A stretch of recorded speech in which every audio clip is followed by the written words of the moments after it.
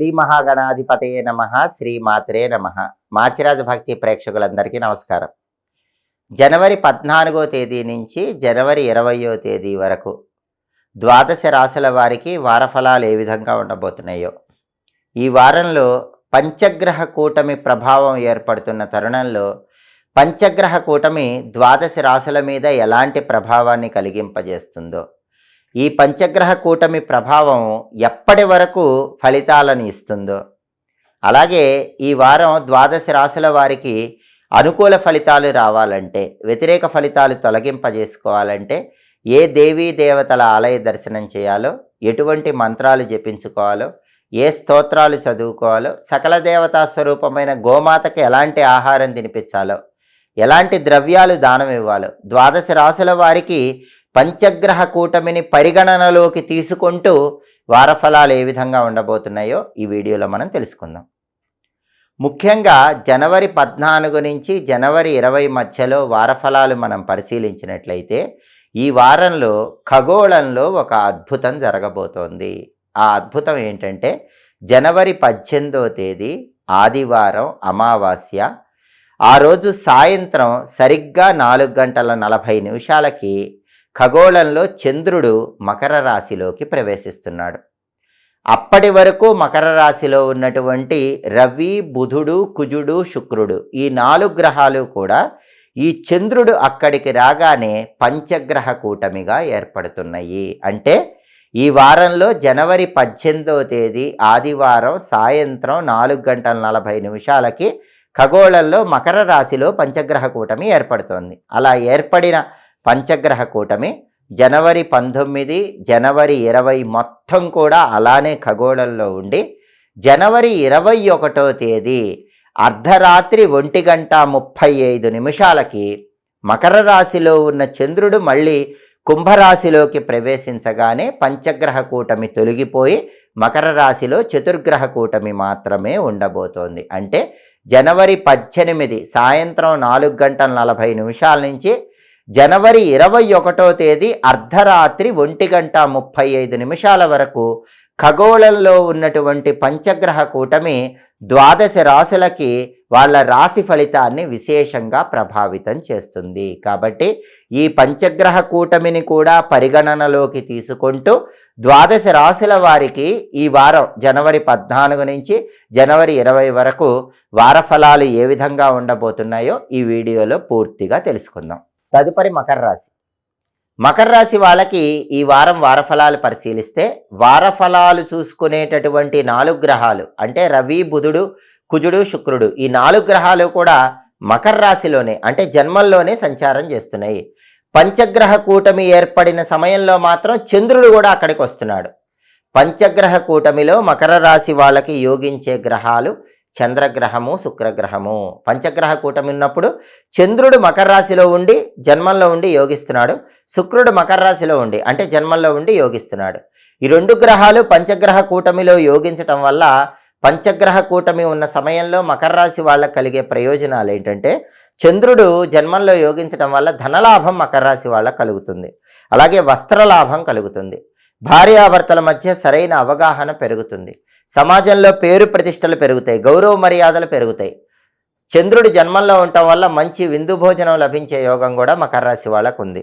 అలాగే ఆరోగ్యం నిలకడగా ఉంటుంది. పంచగ్రహ కూటమిలో చంద్రుడు యోగించటం వల్ల ఈ రకమైన ప్రయోజనాలన్నీ మకర రాశి వాళ్ళు పొందుతారు. అలాగే పంచగ్రహ కూటమిలో శుక్రుడు జన్మంలో యోగించటం వల్ల మకర రాశి వాళ్ళకి ఆనందకరమైన జీవితం ఉంటుంది, మృష్టాన్న భోజన ప్రాప్తి ఉంది, బ్రహ్మాండమైనటువంటి రకరకాల పదార్థాలతో భోజనం స్వీకరించే యోగం ఉంది, స్త్రీ సౌఖ్యం కూడా ఉంది. మకర రాశి పురుషులకు ప్రత్యేకంగా స్త్రీల యొక్క సహాయ సహకారాలు ఎక్కువగా లభిస్తే స్త్రీల వల్ల మానసిక ఆనందం కలుగుతుంది. అలాగే మకర రాశి స్త్రీ పురుషులు ఎవరికైనా ధనలాభం కలిగే సూచనలు ఎక్కువగా ఉన్నాయి. స్త్రీల వల్ల వస్తులాభం, ధనలాభం, విశేషమైన ప్రయోజనాలు మకర రాశి పురుషులకి మకర రాశి స్త్రీలకు కలుగుతాయి. మకర రాశి పురుషులకైనా మకర రాశి స్త్రీలకైనా ఇతర స్త్రీల వల్ల వస్తులాభము, ధనలాభము, ప్రయోజనాలు చేకూరటానికి కూటమిలో శుక్రుడు జన్మంలో ఉండటం విశేషంగా అనుకూలిస్తుంది. అలాగే జనాకర్షణ కలిగిన వ్యక్తులుగా మకర రాశి వాళ్ళు పంచగ్రహ కూటమిలో శుక్రుడు జన్మంలో యోగించడం వల్ల మంచి పేరు తెచ్చుకుంటారు. కాబట్టి కూటమిలో శుక్రుడు చంద్రుడు రెండూ యోగించడం వల్ల ఈ రకమైన ప్రయోజనాలు మకర రాశి వాళ్ళు పొందుతారు.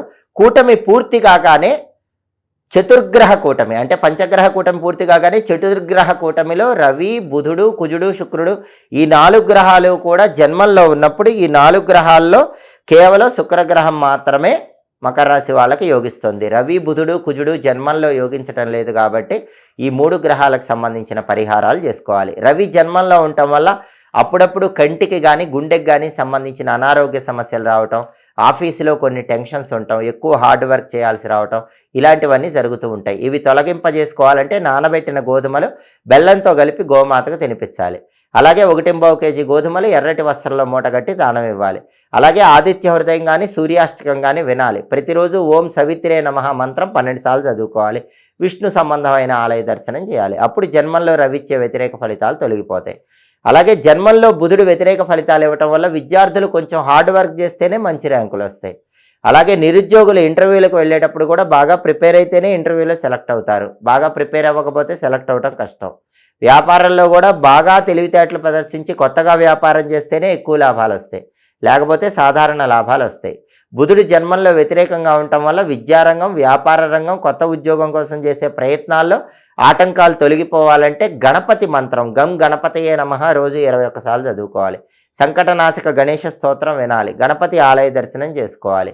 నానబెట్టిన పెసలు గోమాతకు తినిపించాలి. 1.5 కేజీ పెసలు ఆకుపచ్చ వస్త్రంలో మూటగట్టి దానం ఇవ్వాలి.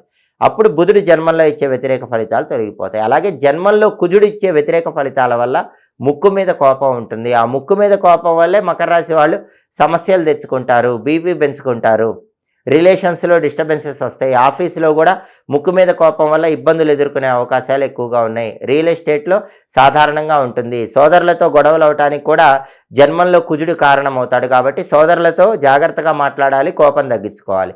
జన్మంలో కుజుడిచ్చే వ్యతిరేక ఫలితాలు పోవాలంటే నానబెట్టిన కందులు బెల్లంతో కలిపి ఆవుకు తినిపించాలి. 1.5 కేజీ కందులు ఎర్రటి వస్త్రంలో మూటగట్టి బ్రాహ్మణుడికి దానం ఇవ్వాలి. ఓం నమో నారసింహాయ అనే మంత్రం 21 సార్లు చదవాలి. లక్ష్మీ నృసింహ కరావలంబ స్తోత్రం చాంటింగ్ వినాలి. నరసింహస్వామి ఆలయ దర్శనం చేయాలి. ఇలా చేస్తే జన్మంలో కుజుడిచ్చే వ్యతిరేక ఫలితాలన్నీ తొలగింపజేసుకోవచ్చు. కాబట్టి ఈ వారంలో వార ఫలాలు చూసే 4 గ్రహాలు రవి, బుధుడు, కుజుడు, శుక్రుడు ఒక్కడే యోగిస్తున్నాడు. పంచగ్రహ కూటమి ఉన్నప్పుడు మాత్రం శుక్రుడితో పాటు చంద్రుడు కూడా యోగిస్తున్నాడు.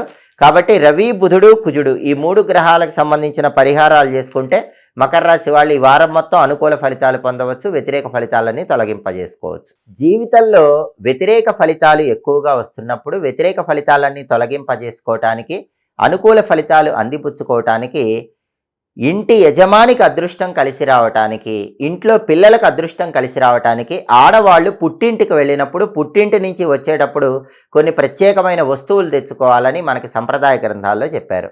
అయితే ఎటువంటి సమస్యలున్నా సరే ఆ సమస్యలన్నీ తొలగింపజేసుకోవాలంటే ఆడవాళ్ళు పుట్టింటికి వెళ్ళినప్పుడు తల్లిగారి చేతుల మీద దీపారాధన కుందులు తీసుకొని ఆ దీపారాధన కుందులు అత్తవారింటికి తెచ్చుకోవాలి. తల్లి చేతుల మీదుగా తీసుకున్న దీపారాధన కుందుల్లో 41 రోజుల పాటు ప్రదోష కాలంలో అంటే సాయంకాలం పూట 5 గంటల 15 నిమిషాల నుంచి 5 గంటల 45 నిమిషాల మధ్య ప్రాంతంలో పూజ గదిలో ఆవు నెయ్యితో దీపారాధన చేసినట్లయితే 41 రోజులు పూర్తయిపోయిన తర్వాత అష్టలక్ష్ముల అనుగ్రహం కలుగుతుంది. కుటుంబంలో యజమానికి అదృష్టం బాగా కలిసి వస్తుంది, పిల్లలకు అదృష్టం బాగా కలిసి వస్తుంది.